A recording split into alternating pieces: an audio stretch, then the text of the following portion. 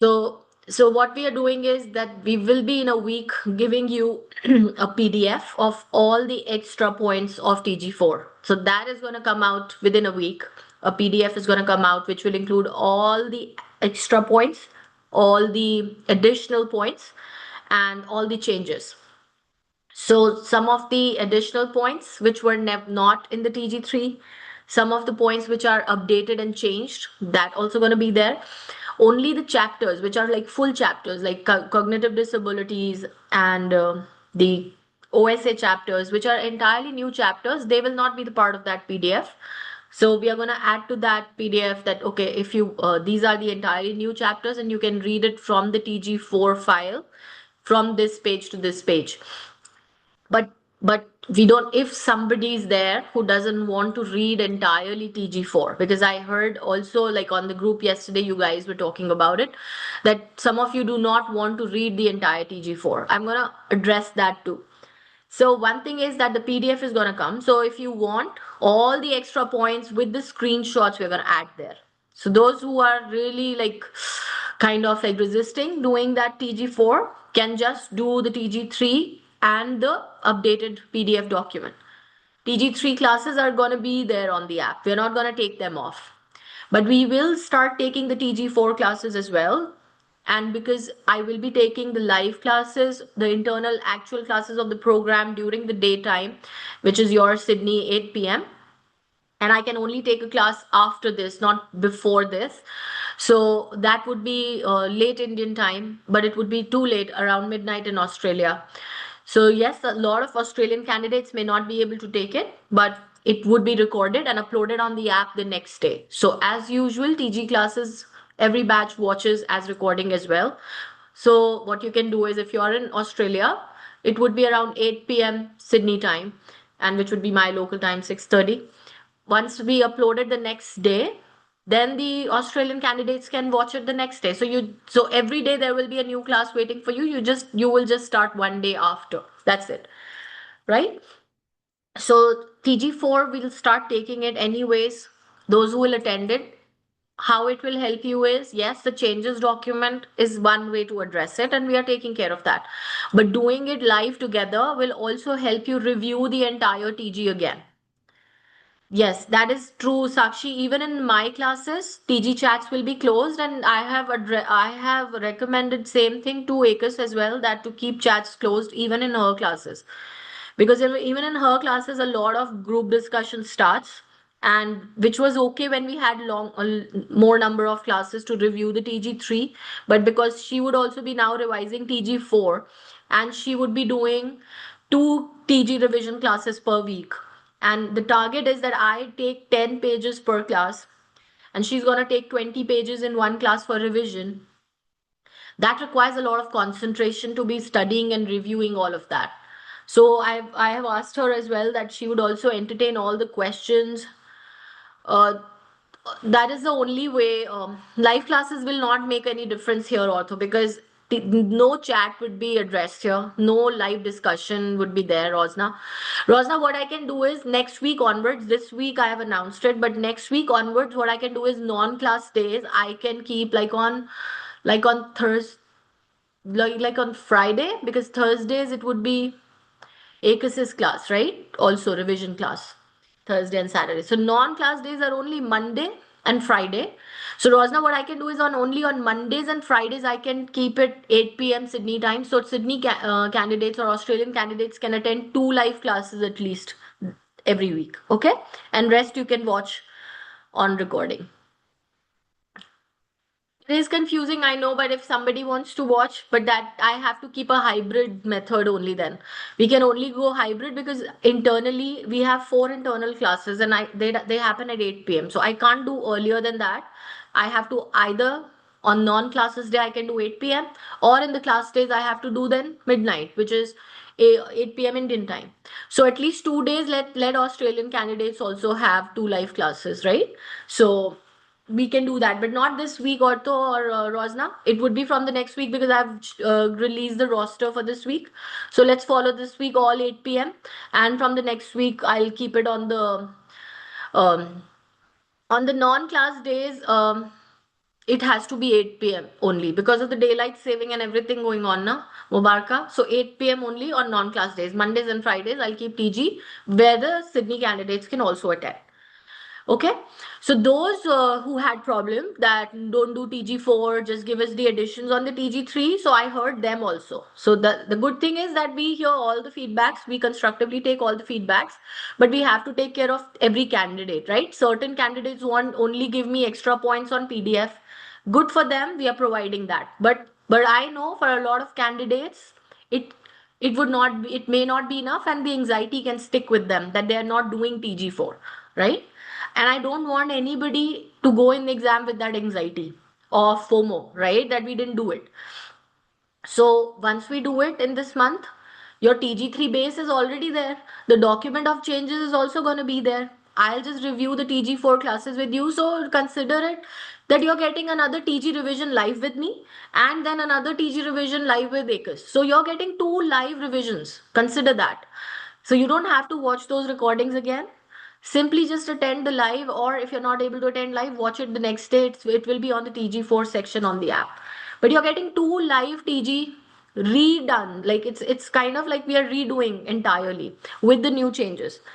So it's actually a win-win situation for everybody, right? For candidates, especially, this is a win-win situation. Yes, for us as tutors, it is accumulation of a task and it's a dense week. But otherwise, for students, it's a win-win situation. You're attending classes and you're doing live TG revisions with me and ACUS both. Twice more your TG is getting revised in the last 2 months. I think that's an amazing, amazing, amazing chance at actually getting better scores, right? So it is actually, if you consider it, if you can see something good in this, I would say this is actually a very good situation because this is gonna give you um, two live revisions, right? So this is amazing. This is actually gonna strengthen your TG concepts, and majority, see, all the chapters are covered in that. Even other disciplines are covered in that.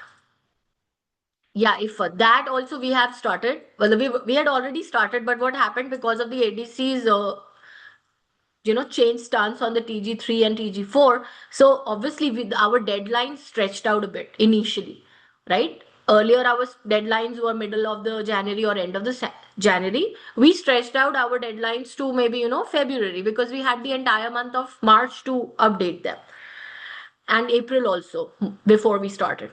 So now we had a meeting, internal meeting again, and we, shrunk the deadlines again. But still, it would take another 15-20 days to review all the files, and simultaneously, we are going to update it on the app, and then they were going to also be updated on the Power Notes and Hot Notes. But it would happen sequentially. So what I'm going to do is, whatever gets changed, we are going to announce prior on the groups that this is updated, this has been updated, and you can check that.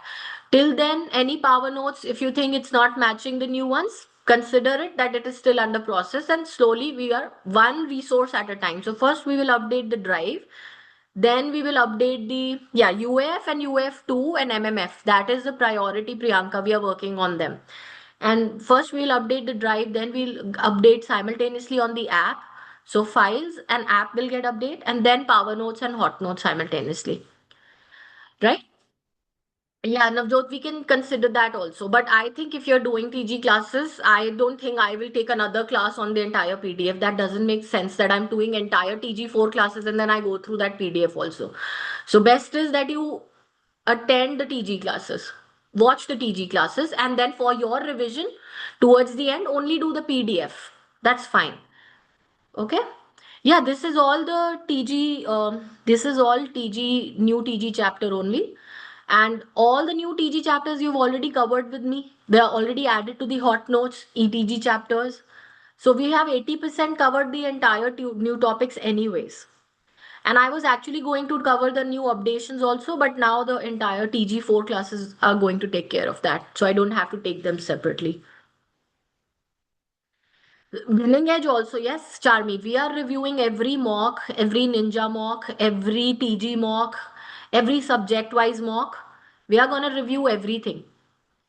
So every mock is going to get reviewed based on the new TG and the new references. Okay. and we have started it, but we have shrunk the timelines, but still it is a huge task. There are about, I would say, about 5,000, 6,000 questions to review, and although we are like about 5, 6 people together working on it, but still we want to give it enough time so that it gets done, with all the attention. No, Fatima, there are barely any changes, but we have to review each and every question. That's taking the time. And only we are upgrading the references. Remember in the explanation you used to have TG screenshots? What we are doing is we are just updating it with the new TG screenshots. Answers only maybe 2%, 3% are changing. But still we have to review each and every question, right? I mean that's time consuming. There may not be 100 changes. In 5,000 questions, maybe only 50 questions get changed. But at least reviewing all the 5,000 questions and making it, go through from your eyes is important, and that's time consuming, right?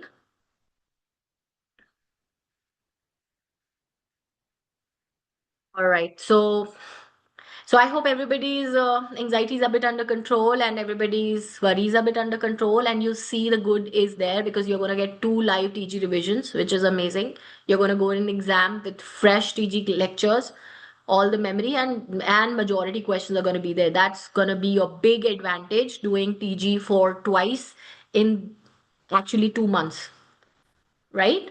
So it's actually amazing advantage. Winsport candidates are going to have very crystal memory of the TG, all the concepts. So that's going to work out in your advantage. Just make sure you utilize it and give your complete effort and hard work. Yeah, let's hope you all really perform really well, and a lot of candidates score above 85 and 90%, and the pass percentage can also reflect like that. So let's hope both ways. It can go both ways, right? Yeah. So let's do our best and let's prepare and give it our best. Yes, absolutely, Aisha. We will do 10 pages per class. So about 35 classes, 36 classes. Okay. So if I start today, the intention is that by end of February we would be done. Okay, let's start today's class, please. All right. So we're going to be discussing the remaining oromucosal lesions, which is hand, foot, and mouth disease is where we had to start. Again, a viral infection, right? So we have been talking about the viral infections. We talked about shingles in the last class.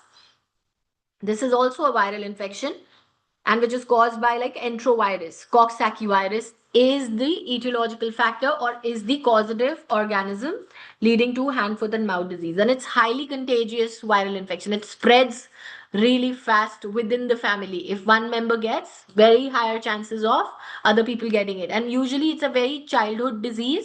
So usually it also breaks out in play areas and play schools and early schools. So usually the entire class can also get affected. That's how it happens usually. And the symptoms include, there are systemic symptoms because it's a viral disease. So there are symptoms of fever, sore throat, and also malaise and fatigue. And there are also oral lesions which you'll find there would be like a pinpoint red spot on the oral mucosa. So if you have a history like this in exam, where intraorally you see pinpoint red spots, vesicles, and they ulcerate, and systemically you see fever. So if you have intraoral blisters and ulcers and you have fever, first thing it should indicate is that it's a viral disease, right? So it's a viral disease, right? If you have fever with intraoral blisters and ulcers. If you do not have fever or systemic signs, then it's your autoimmune conditions like pemphigus, pemphigoid erythema multiforme. But if it's associated with systemic signs, fever, sore throat, and malaise, then it indicates your viral condition. It also has rash on the skin, not just orally. So on the skin, it is seen on the palms and soles, and sometimes also around the mouth, as you can appreciate here on the picture. Diagnosis is made only by, usually the clinical examination is enough to make the full diagnosis, right? And it's as with other viral diseases, it is also self-limiting, does not require antiviral therapy, only the adequate analgesia, nutrition, and supporting enough hydration in a child. Those three are enough to handle the child, and the symptomatic management is given. So it is self-limiting, and usually the full recovery happens within the 3 weeks. These are the possible questions that you would get in hand, foot, and mouth disease. Are you equipped with every concept here for hand, foot, mouth disease? Causative factor, Coxsackie virus, highly contagious. Which age gets affected? Mostly in young children. Systemic symptoms of fever, sore throat, and malaise. Oral lesions of pinpoint red spots, which are also vesicles and can ulcerate. Also seen on skin, associated with palms, soles, and perioral skin. Diagnosis doesn't require any biopsy or any specific tests. Clinical diagnosis is enough because you see the lesions on hand, foot, and mouth. The sites are specific. Treatment is supportive therapy, analgesic management, nutrition, and hydration. And prognosis is very good, self limiting. Recovery happens within the 3 weeks. Sometimes in early children, it's also associated with nail bed infestation. So sometimes the nails are also shed in the young children, right? That's also a very pathognomonic sign of hand, foot, and mouth disease. So tell me, please, as yes or no's, is the hand, foot, mouth disease with all the information gathering cluster related questions, diagnosis and management related questions are clear for everyone. Okay, nothing a lot in this, but it's a very simple one. If a child comes and these presentations are given, then this absolute knowledge, exact knowledge of this lesion will help you get the accurate answers. Other very important condition, again caused by Coxsackie virus, is herpingina. It is also the viral infection, and that is why fever can be also seen. Fever, malaise, and regional lymph node involvement, and difficulty in eating because it involves the soft palate. Mostly seen in the soft palate. So when the soft palate is involved, dysphagia is a very likely finding. Agreed? Yes or no, please. I want you to have full understanding and take these lesions like you've learned them. And anytime in exam you see these presentations, immediate answers and accurate answers should come. So herpingina, Coxsackie virus, you see any ulcers in soft palate and tonsillar region associated with the fever. Now, what other condition can involve soft palate and tonsillar which is ulcerative but will not have fever? Can anyone name it on the chat?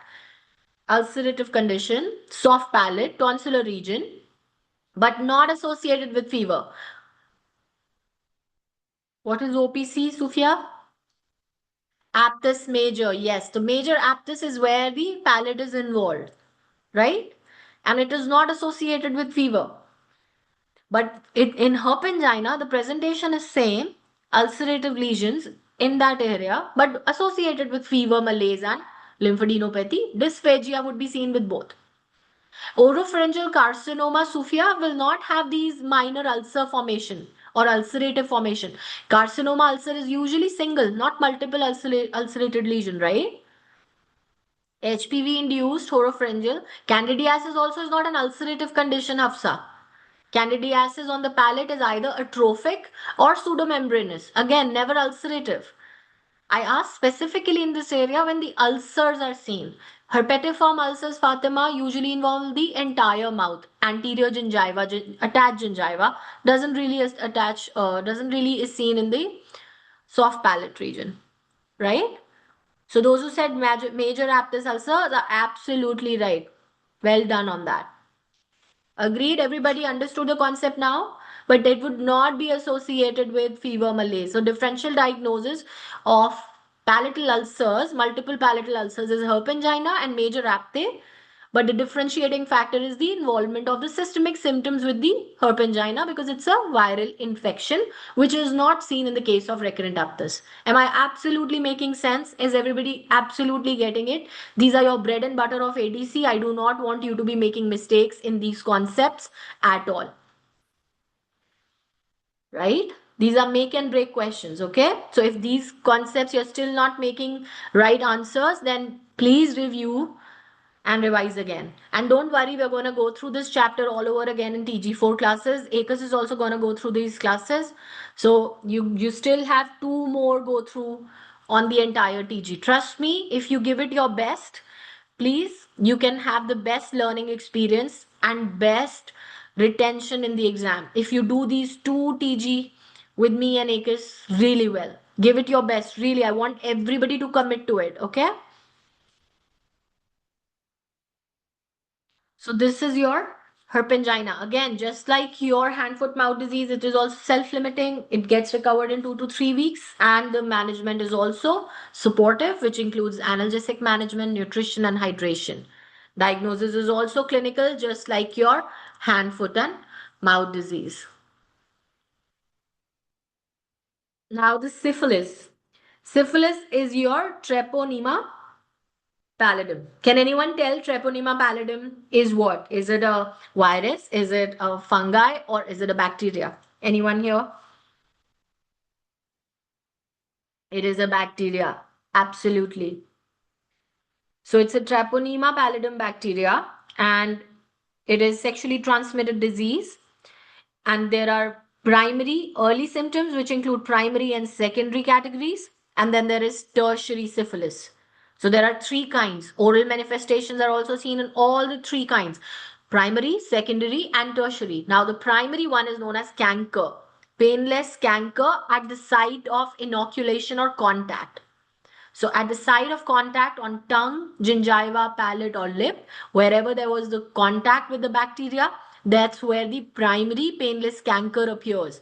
It resolves in 3 to 8 weeks. Even if it self-resolves, right? Incubation period is 10 days to 3 months.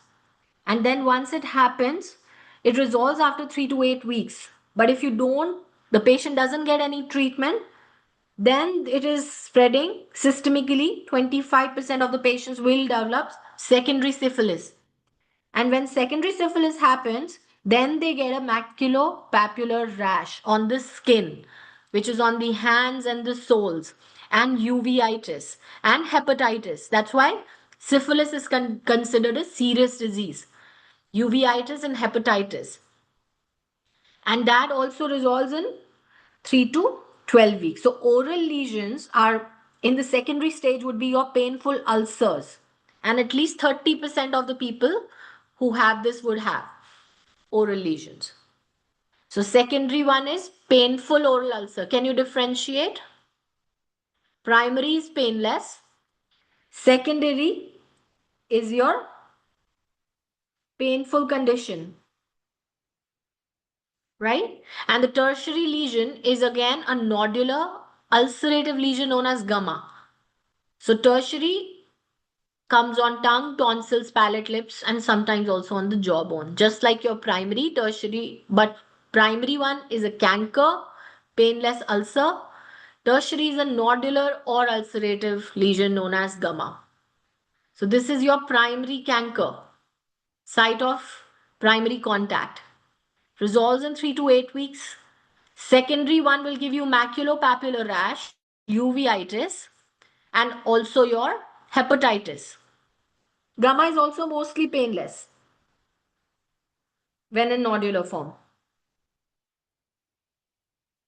right?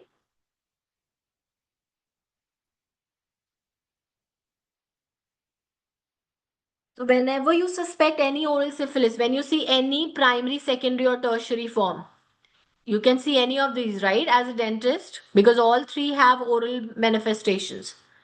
So whether you're seeing the patient in the primary form, secondary form, or tertiary form, you will immediately refer the patient to the specialist for the diagnosis.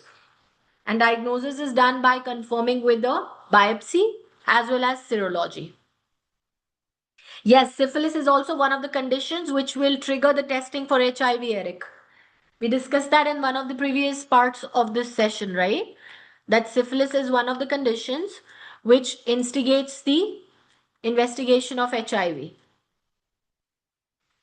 right? So diagnosis happens through biopsy and serology, and then referral has to be done. When you see any of these three conditions, you need to immediately refer to the specialist,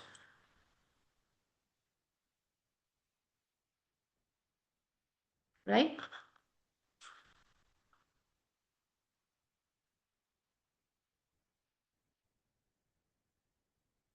Now the mucocele.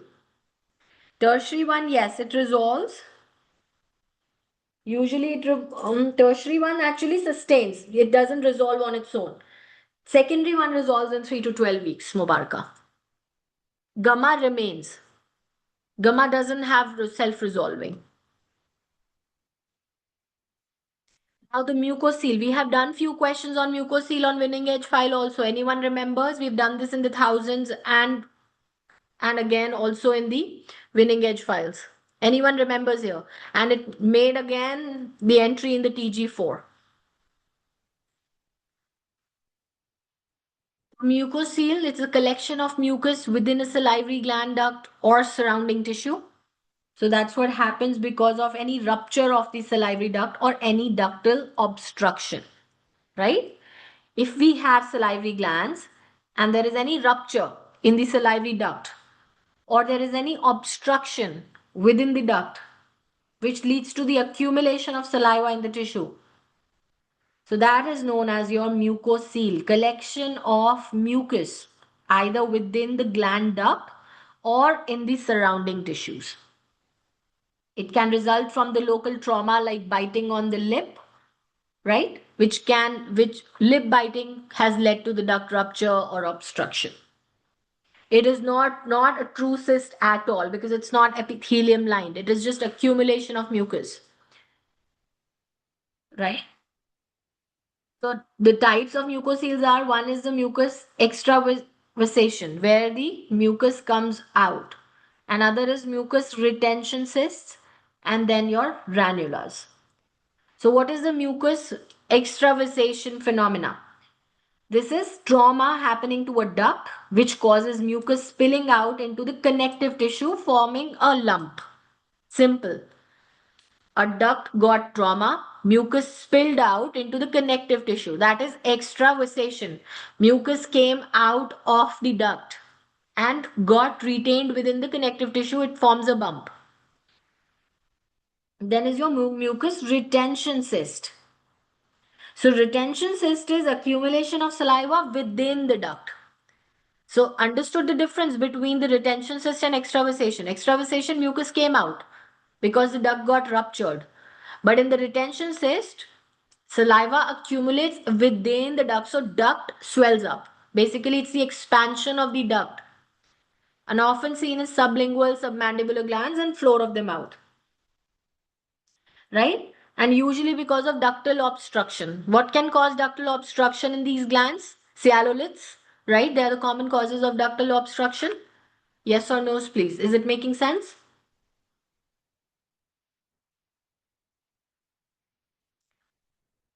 Right? So, understood the difference between extravasation phenomena and retention cyst? And then is ranula. So, it is the herniation of mucus retention cyst through the mylohyoid muscle. When the mucus retention cyst becomes so big that it herniates through the mylohyoid muscle and extends along the neck facial plane. Yes, exactly. So it can go into the neck facial plane around the floor of the mouth, Aisha. Then it becomes, so it is a kind of a retention cyst which has herniated through the muscle into the facial plane. Is my voice breaking for everybody? I think I'm on a good network. Yeah, okay, so it's working for everyone. So for those it's breaking, just check yours, please. So ranula makes sense for everyone?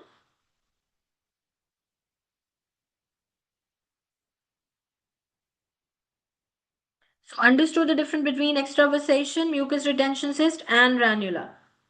Now, some mucoceles can automatically rupture and heal on their own. They do not require any treatment, but sometimes they can recur too. And which are larger and deeper mucoceles, they require surgical excision. So for that, you have to refer them to the specialist for surgical excision. So oral surgeon would excise them. Clear for everyone, the mucocele concepts, all the three types, and based on the sizes, the treatment plan. Surgical excision by the specialist. Right? Wonderful. So larger ones require surgical excision. For that, you would refer to specialist. Priyanka, is your network okay? Because I don't think my voice is breaking or my network is bad. If it's really small, it will rupture on its own and heal spontaneously, but also has a tendency to recur, Pooja. But a deeper one and a larger one would definitely require surgical excision by the specialist. Clear for you, Pooja Priyanka? I just repeated it. Is it clear now? Okay. Now, the next one is pemphigoid. Again, very, Daniela, it's not about resolving. In few days only it can rupture. The small superficial ones, which have very thin epithelium lining on it, they immediately rupture with the eating and with normal chewing and all that, with friction in the mouth. On within few days only. But the deeper one, which are much deeper into the connective tissue or under the muscles, they will not rupture on their own, Daniela. They will require surgical excision and surgical healing. And the superficial ones, they can rupture within days of forming. Then comes your pemphigoid. So pemphigoid is an uncommon but an autoimmune condition which is a vesicular bullous disorder, right? It gives vesicles and bulla formation. It affects stratified squamous epithelium, and the most affected sites are eyes and mouth. Pemphigoid, most importantly, other than oral cavity, afflicts eyes.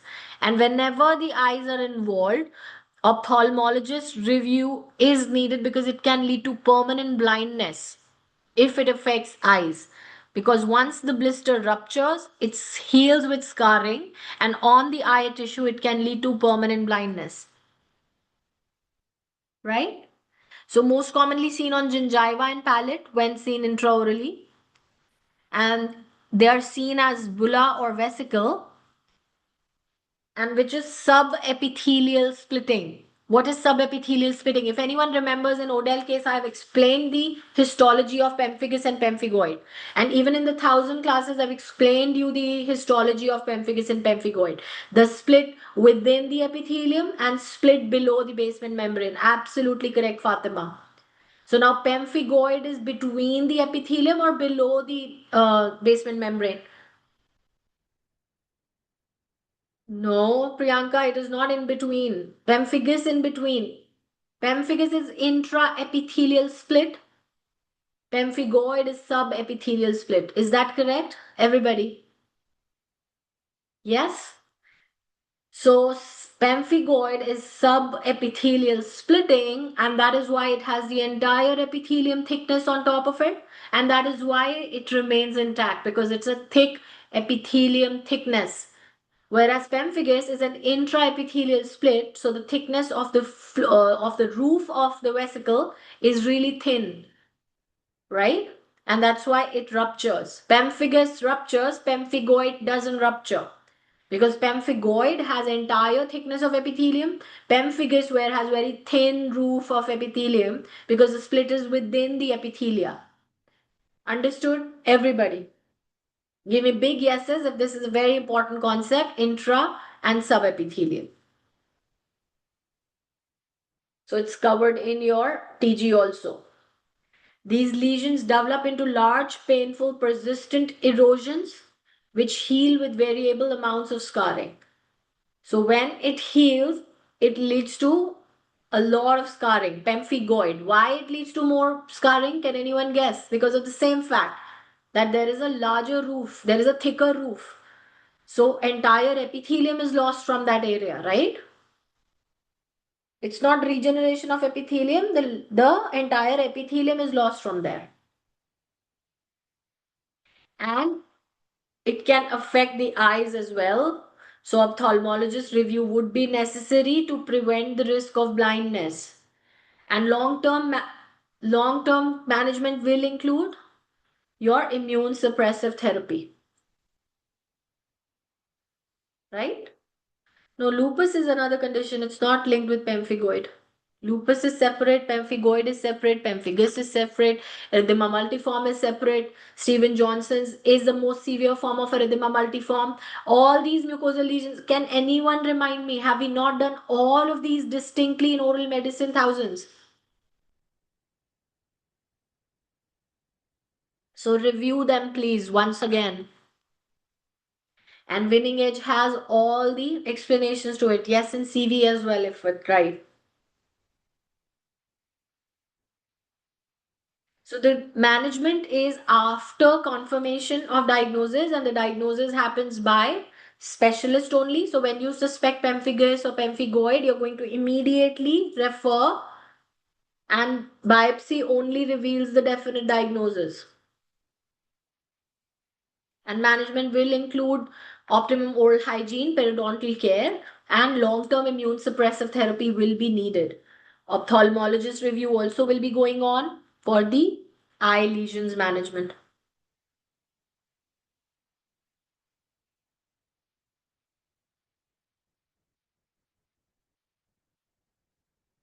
Now, pemphigus vulgaris.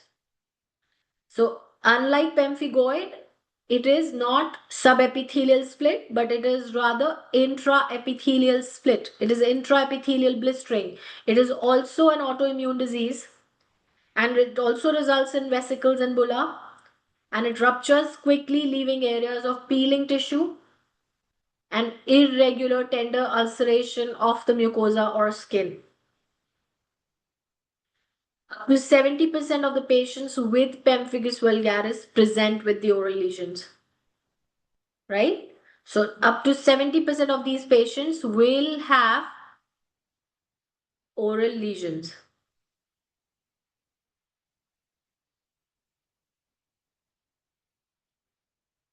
This one ruptures very quickly, Priyanka, right? These vesicles rupture very quickly and it is not healed by scarring. So most commonly you'll see it on gingiva, buccal mucosa, palatal mucosa, and sometimes entire oral cavity may be involved, and sometimes even oropharynx, larynx, esophagus, and conjunctiva and genitalia. All these mucous membranes may be involved. So you would immediately refer to the specialist because it also requires biopsy for the definite diagnosis. Yes, Charu. Conjunctiva, esophagus, genitalia, they may also be involved in the pemphigus. Again, the management is also by the long-term immune suppressive therapy. In this case also. Then comes your EM, erythema multiforme. Now it is also important. Erythema multiforme has very classic target lesions. Yes, Beatrice. They can have desquamative gingivitis appearance. Yes. The red fiery appearance of gingiva, because desquamative gingivitis, it's on its own is not a diagnosis, it's a symptom.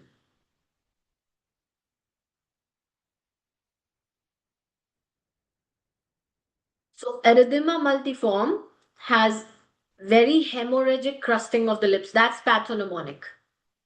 And the bulla and the vesicles are.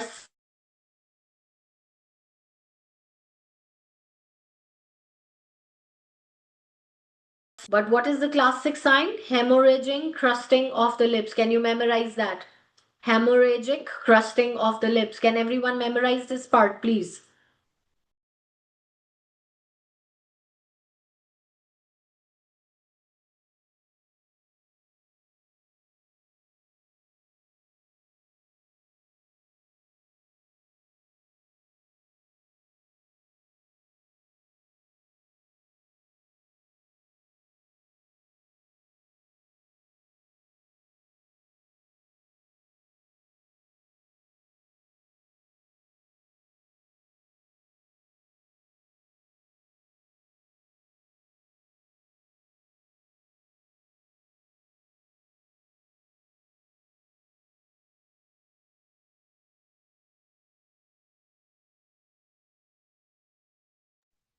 Can everyone memorize the fact that erythema multiforme would be associated with hemorrhagic crusting of the lips?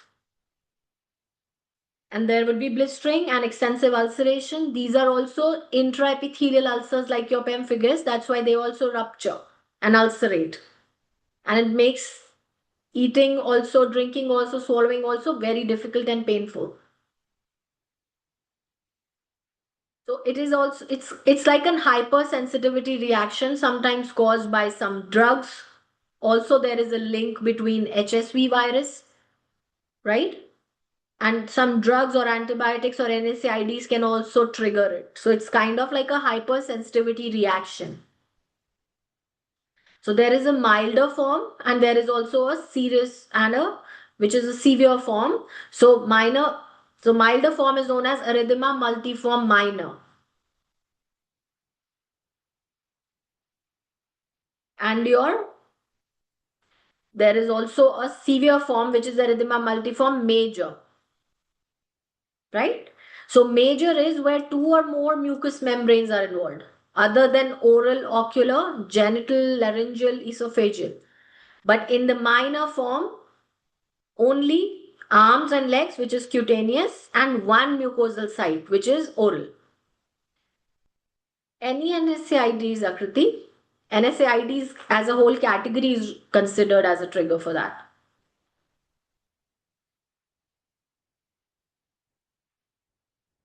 So the targetoid lesions, the symmetrical target lesions are seen on the erythema multiforme. Minor is classified where the lesions are on skin and one mucosal site, and major is called where it's skin and two more mucosal membranes. Other than oral, it can be ocular also, and more mucosal membranes also, and can also involve internal organs.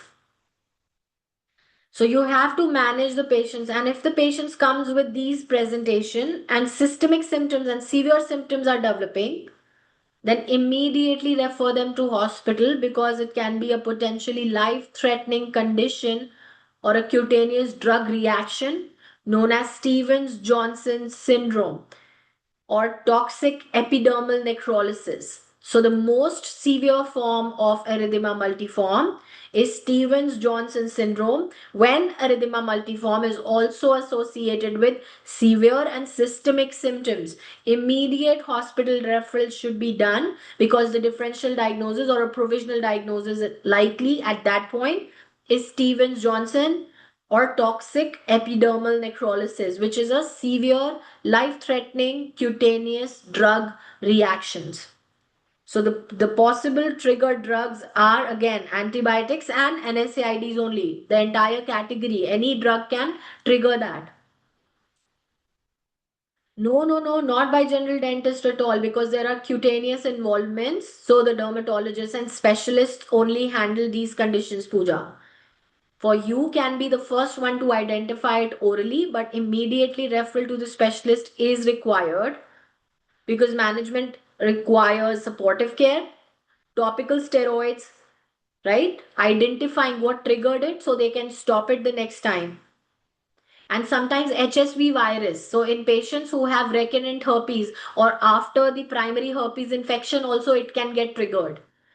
If anyone remembers, I've discussed this concept. Anyone remembers in Odell case, there was this man came, he thought he had some lesion and he took his brother's medicine and it was primary herpetic infection, right? And in that case, we discussed that erythema multiforme could be triggered by an HSV reaction, most commonly afflicted in males. Males are more prone to get it than females and usually in their 20s. Anyone remember those concepts?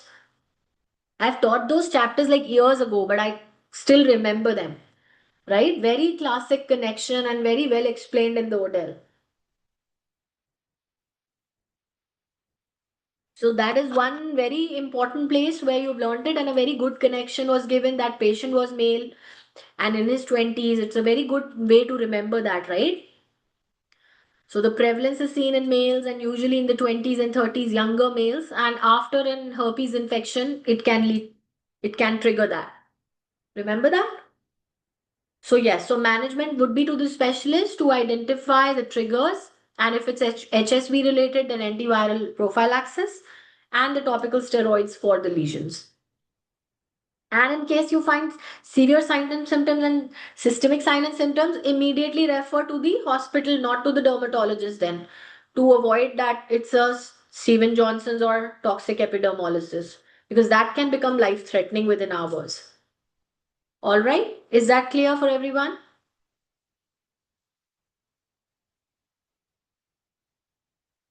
Is my voice breaking?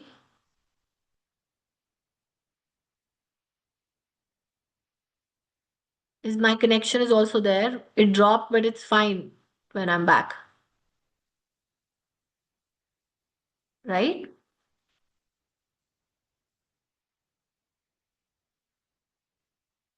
All right, you know what? You also have a way to check your own connection. Yeah, once I know the internet dropped, but you can check your Zoom will show you whether it's your signal or my signal. It turns red or yellow.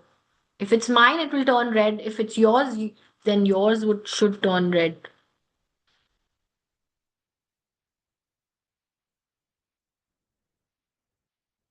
Okay, for even if for few it's perfect, then it's perfect from my side then. Maybe it's a bad network day throughout the world. Maybe it is.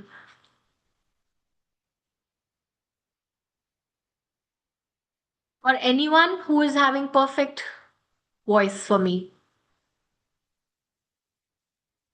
If a lot of people are having perfect, then it's not my network. If it's dropping in between for you, then it's your network. Because if it was mine, it would drop for everybody. If it's dropping in between, then it's yours. Okay? Because that's my only way to test it. I ask people if it's perfect for many, then it's perfect from my side. And if it's dropping for few, then it's yours. Yeah. All right, let's talk about oral mucositis. But first, tell me, erythema multiforme, is it all coming back together? The Odell chapters, all the hard work of years, and me remembering those cases till now. Do you have the excuse? And I'm not revising Odell cases by for that matter. I reviewed them, I recorded them, gave it to you. So if I can remember them, can make connections, then you so can you, right? To remember those features of EM. And the Steven Johnson link and toxic epidermal necrolysis link, everybody would remember.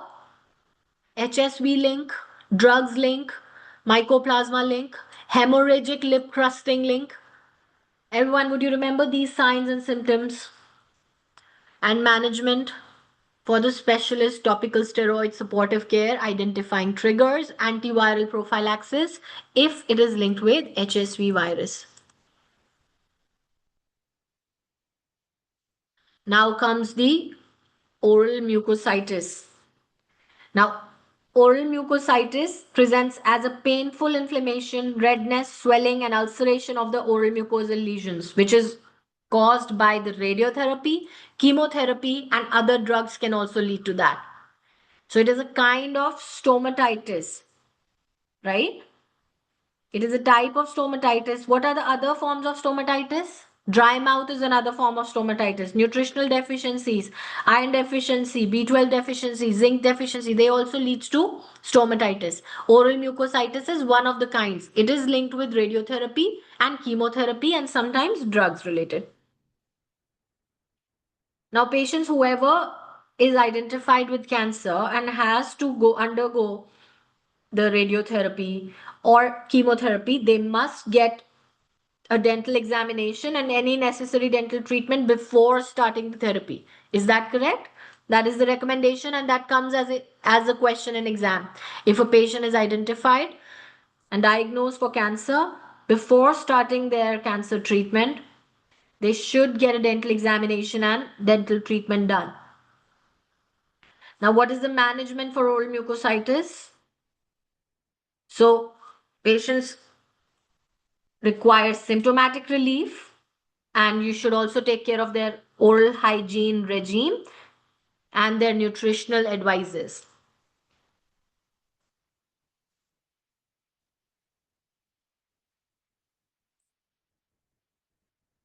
So, symptomatic relief includes regularly assessing the patient for any pain. If they have any pain, you can use lubricants and mouth washes, which will reduce their pain and inflammation. And sometimes over the counter dry mouth products can also provide temporary relief.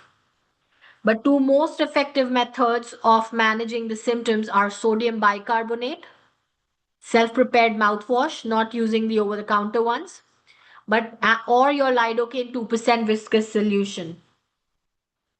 Benzidamine mouthwash, which is available in Australia, is not alcohol free. So that's why benzidamine mouthwash, if given as a choice in exam, you will not choose for oral mucositis. Can you memorize this fact?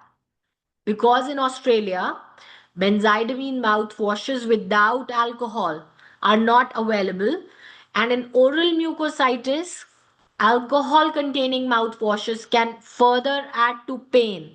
That's why they are not advised. Only two topical regimens are used. One is sodium bicarbonate, half a teaspoon dissolved in a glass of warm water, and lidocaine 2% solution using the lowest dose, max up to 15 ml, rinsing the mouth thoroughly for 30 seconds, spitting it out, and use it every 3 hours, maximum 8 doses in a day. That is your symptomatic relief. Only using two agents. Do not use benzidamine mouthwash, which is used for recurrent aphthous, right? For recurrent aphthous, you can use it. But for oral mucositis, because there is already pain, alcohol stings even more. For that, it is not used. Now, for the oral care regimens, because oral hygiene measures can be difficult to maintain because of pain and discomfort, you will ask the patient to use extremely soft toothbrush or a swab to clean the mouth. Till he cannot brush, no, it is not for hospital setting, Nikita. That lidocaine for hospital setting is for aphthous. Remember? Lidocaine for hospital setting is aphthous. Here, lidocaine for swishing is regular oral mucositis. Okay, in aphthous, benzidamine helps. Here, benzidamine, no. That is a learning point. In the exam, based on your diagnosis, you will choose the agent. Everybody understood? Do not forget that, please. So now for oral care, because if toothbrushing and cleaning is difficult, then you can advise chlorhexidine to your patients. Chlorhexidine mouthwash or chlorhexidine gel, both can be used. But the only problem is maximum use is 2 weeks. It can lead to staining and it can lead to altered taste sensation. Is that correct? The facts remain same and they will be applied. You will not exceed more than 2 weeks, and it can discolor the teeth and filling, and it can also lead to altered taste sensation. Then comes the nutritional support. For the nutritional support, you would advise them to the or a specialist nutritionist advice would be required, right? Or as a dentist, what you can advise them is to avoid the irritant foods like acidic foods, spicy, salty, dry, and abrasive foods that you can avoid.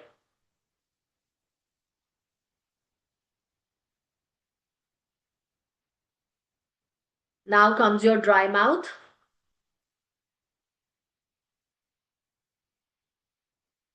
Oral mucositis, if it's because of the radiotherapy in the children MS, then it can be used. But then in that case, you will involve the multidisciplinary team. The pedodontist would be involved in that. A child patient with radiotherapy and oral mucositis, preferably it would be absolutely under consultation with the multidisciplinary team.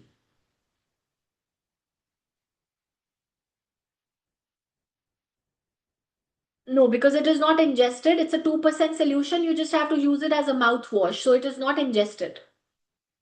So the strength of lidocaine is 2% only, whether for child or for adults. And for rinsing, you're using 10 ml, 15 ml. That's it. It's for rinsing purpose only. You're not injecting it, you're not ingesting it. Right? So it's not body weight related dose. It is just for swishing for the oral mucous membrane, the 2% of the lidocaine, which you use for the anesthesia. Same percentage you use for the anesthesia, right? For all the, yeah, below the 6 you don't, right, Prajani?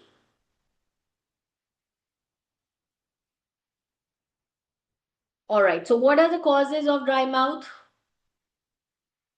So causes are dehydration, alcohol, anxiety, mouth breathing, smoking, and drugs. These are the most important causes. Everybody agrees with that? Dad, Sam, dehydration, alcohol, drugs. Sam, smoking, anxiety, and mouth breathing. Memorize these 6 most important causes. Other than that, there are drugs which are associated, right? Then your medical systemic diseases like Sjogren's condition, Sjogren syndrome, head and neck radiotherapy, depends on the dose and the region, or any disease of salivary gland hypofunction. These are the possible causes of dry mouth. The signs will be saliva can in ideal condition where the saliva flow is normal. So when the adequate amount of saliva is present, then you see pooling of the saliva in the floor of the mouth. You see clear saliva coming from the Wharton duct and Stenson ducts, which is your major salivary gland ducts. And it should be all over your oral mucosa. The oral membranes should be glistening with moisture. So these are the signs of adequate salivary flow, pooling of saliva in floor of the mouth, clear saliva coming from the Wharton and Stenson ducts, and moist oral membranes. And the causes are the physiological, pathological, 6 factors: dehydration, alcohol, anxiety, mouth breathing, smoking, and drugs. Less common is Sjogren's. Radiotherapies also, depending on the dose and what area was irradiated. And the drugs which are associated are anticholinergic drugs, antihypertensives, anticonvulsants, antidepressants. Antihistamines are also associated. Antiretrovirals, antihypertensives. All the antihypertensives are associated. Calcium channel blocker, beta blocker, alpha blocker, ACE inhibitors, angiotensin 2 blockers, diuretics, they all kind of antihypertensives. Why? Because they reduce the fluid load in body. So they are all dryness causing drugs. Then drugs which are also used to treat prostatic hypertrophy, and beta 2 agonist bronchodilators, salbutamol, very commonly linked. So we have seen cases like that in exam. Salbutamol linked, asthma inhaler linked, inhaled corticosteroids also lead to that. So inhaled corticosteroids, inhaled salbutamol, even muscle relaxants, opioids, all the psychotropic drugs like antidepressants, antipsychotics, hypnotics, all the illicit drugs, methamphetamine, cocaine, ecstasy, cannabis, they all are linked with it. Lithium, psychostimulants, amphetamines, right? Even varenicline. Varenicline, you use it for your smoking management, right? Bupropion and varenicline, you use it for the smoking management. So varenicline also is linked with dry mouth. Retinoids is also linked. All these are chronic dry mouth causing drugs. All are frequently associated with dry mouth. Now, the dry mouth can have a profound effect on oral environment and can contribute to dental caries, erosion, periodontal disease, halitosis also, oral mucosal disease, candidiasis, and difficulty with denture retention. All these are the conditions which are linked with dry mouth. Caries, periodontal disease, halitosis, oral mucosal diseases, candidiasis, and even difficulty in retaining dentures, difficulty in chewing, swallowing, and speech, and altered sense of taste.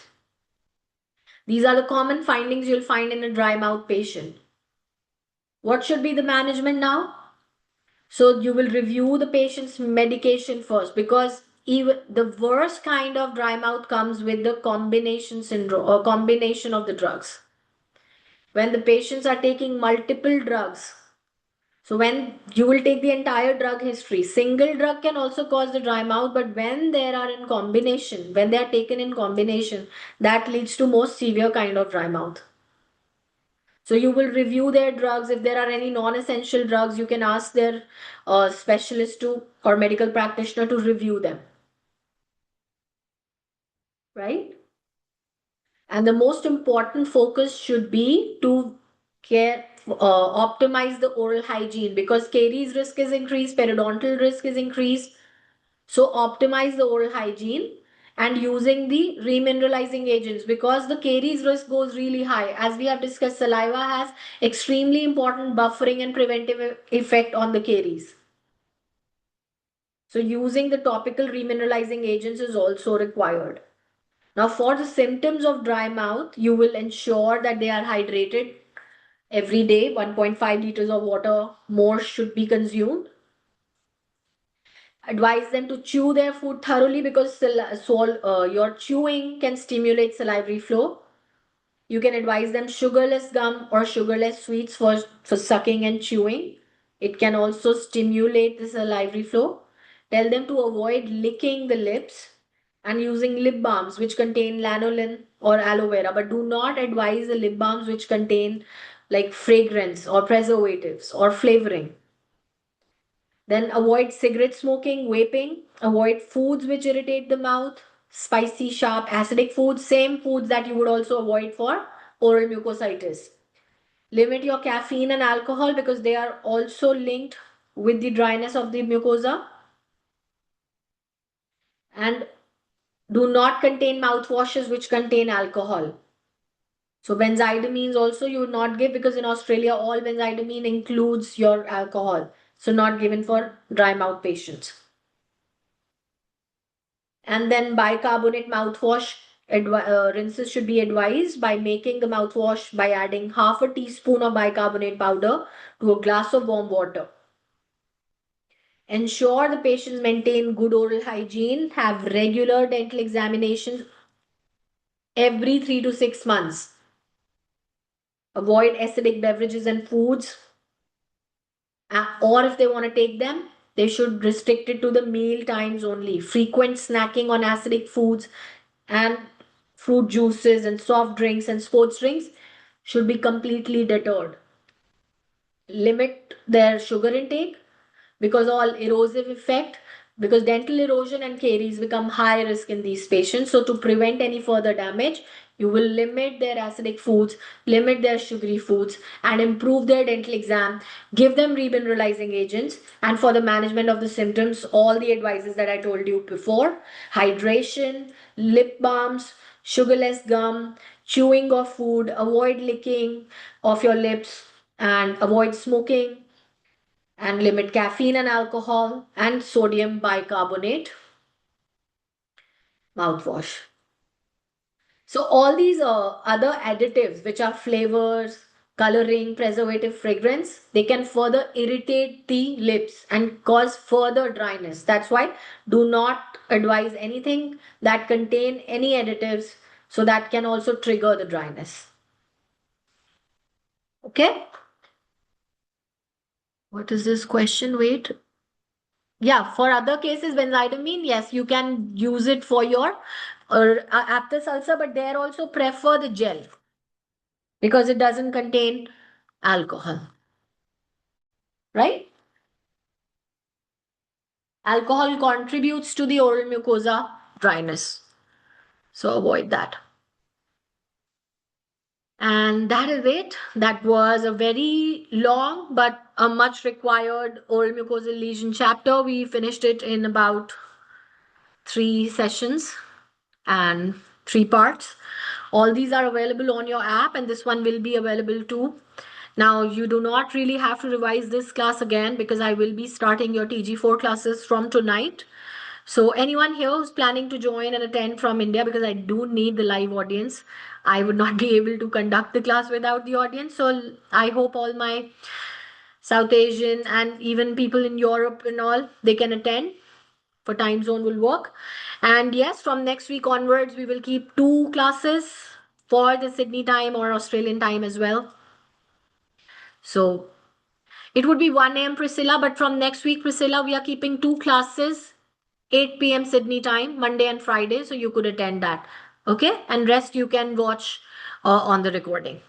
Absolutely, you are the guys I should consider first, but thinking about it's regular, it's like 8 classes per week for me ortho, and it's gonna be even my 6:30. So by the time I finish, it would be 8. And I'm also planning to do around my 10 or 11 meetings and update the files also starting from today. So I'm kind of like doing 3 shifts every day right now. morning the internal classes, and then evening the TG classes, and then the night I'll be working on the files. So you can squeeze TG class in a day because, sweetie, you must be reading TG every day, right? For 40 minutes, 45 minutes, 1 hour. For the coming week, Francesco, the roster is shared.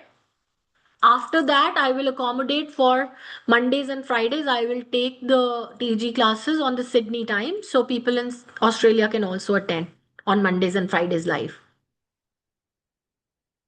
That would be but from the next week. So I'll put in that roster on Sunday. And thank you. And I hope you really enjoyed today's class. It was amazing. All the concepts are cleared, all the lesions are cleared: herpangina, hand, foot, mouth, pemphigus, pemphigoid. Looking back at erythema multiforme, Steven Johnson, I think if you close your eyes and you throw your, any lesion you think about, I think you got it all very clear. It was all very simplified. Today it would be 8 p.m. Indian time, 6:30 my time, 1 a.m. Sydney time. So check the roster, Bhavna. It is pinned on each group. You can find the roster and all the times. So Qatar is 5:30 Minu, Dubai is going to be 6:30. So I'm going to see you. High five to Middle East. And yeah, we're going to meet and then we're going to have our first amazing TG4 class. Consider it as a review. I'll use it as also to review some of the concepts which are routinely asked in the exam. So consider it like it's your exam preparation only. You're getting extra 36 classes with me this batch live where I'm going to give you the concepts which are coming in exam. You think like that, think positively. You're going to meet me 36 times more other than the 44 times of the 22 weeks. So 44 instead of 44 and plus 36 is how much? 80, right? So instead of getting 44 live classes with me, you got 80 live classes with me this batch, and consider it as an opportunity to learn more exam based concepts live with me. I think it's an amazing way. Ortho, but you would see me twice every week extra. So at least if I'm having 5 or 6 classes, TG classes every week, 2 of them you would be able to attend. Yes, you anyways see me, I think, more than 12 hours every day. If you're watching on the app, you're seeing me every day. Anyways, sorry for hijacking your life, Mubaraka. I will leave soon. But yeah, so good thing, and I'm gonna rest a bit, prepare for the class, and then I'm gonna see you. Save up my energy, give rest to my. Thank you so much, Charu, and I hope you all keep smiling too. TG, I'm going to be taking first 10 classes ortho. First 10 pages. Sorry, 10 pages per day. It's not going to be chapter wise. I'm going to be 10 pages per day. That's all I think we can do. Acha, tell me one thing. You guys want me on camera or not on TG classes? I have been contemplating on that. Because we have been doing these without camera on, right? On camera, yeah, yeah. The ACUS also told me they would want you on camera. All right. Yes, all right. Then I'll keep the camera on. And yes, let's start. Akriti, yes, you can do one thing. People who are in Australia, just 1 a.m. If you're sleepy, just attend still, and maybe in your sleep try to listen. Sometimes they say, na, some things that you listen subconsciously in your sleep, that gets retained even more. Probably try that, and next day maybe you can rewatch it. Kind of like subliminal messages I'm sending to your brain in the night. Francesco, the all the schedule of the this week is uploaded. It's pinned on all the groups you go. It's pinned on the top. So Aisha, perfect. If 10:30 in Perth, you can work. It works for you. Or Ramona, don't worry. I'm gonna be organizing Mondays and Fridays 8 p.m. Sydney's. Okay, I'll do that. I don't know about that, but yes, Charu, one thing is I try to accommodate everybody. That's what my most intention is that I would bend and flex and do everything, but I would try to accommodate as many people as I can. That's my intention. And I know you cannot as I say, no, you cannot please everybody. You cannot make everybody happy, but at least I try to. So thank you so much, Sudha. September batch will start in April. Thank you so much, Arpit. Thank you so much, Mubaraka. Yeah, I don't like ChatGPT at all. I don't use it. I don't like it. I like to create my own typo filled messages. You see how many typos I make. I love being imperfect. I don't want to be perfect. Thank you, Aisha. Thank you, Charmy. Thank you, Rosna. See me to Charmy. I avoid it. Thank you, Reva. So see you guys in 4 hours from now. Yeah. So 4 hours I'm gonna be sipped. No talking. Save up the energy to talk again. Thank you, Mubaraka. Thank you so much. See you again. And yeah, we're gonna be meeting a lot in the next 2 months. For the next 36 days or for the next 40, 45 days, we're gonna be seeing each other a lot live. Okay, Sudha, see you. If you're watching the recording, then it would be uploaded by tomorrow evening, Australian time. So you can watch it in the night because it would take time to process it and all. Yes, I gotta take some rest, Shweta. Thank you so much. Thank you, guys. And I'll see you in our internal session on TG, first session today. And consider it that it's going to be an amazing review, an amazing revision, an amazing recapitulation of all the concepts. And let me see how much of TG you remember. It's going to be a good reality check, also, the kind that we had last week on the UAF2. So let's see that. Okay. And everybody is like, oh, we don't need the classes again. Let's see how much you need it and how much you don't. So let's have a reality check. Let's see how much you remember. And let's see if me going through them again gives you another eureka moment, an aha moment. Oh, this was the concept and we didn't even realize it. So let's see if you have more eureka moments. I want you to have some. I want me to have some.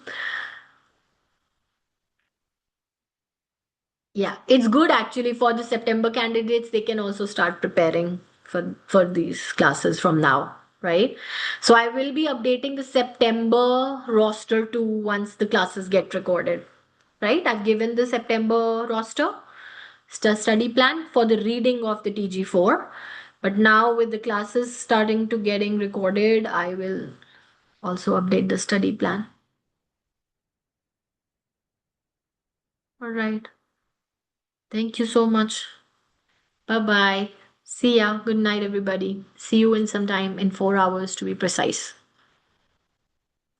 Marriage, it will begin in April.